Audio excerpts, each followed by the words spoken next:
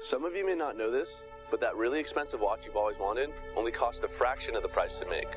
Brands create artificially high prices and invest heavily in marketing to craft an image of luxury and quality, giving our desire to want nice things when you're under the false impression that you get what you pay for. Movement co-founders on track to make $80 million this year. I have reasons why I hate MVMT or movement watches. And to call these luxury is just a joke.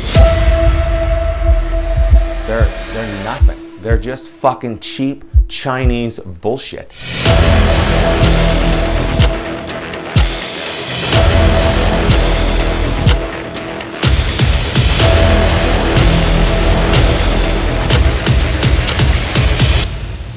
Do you think if you become the very thing that you were striving to take down, the marketing, you guys pushing products relentlessly, how much did you guys actually put into thought and design of those original watches, or was it just simply putting a logo on a watch that was already constructed? You guys went on Alibaba.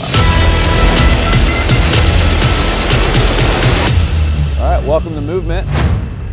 For what I care about in watches, no. I don't think they're good quality. I'm sorry, Jake.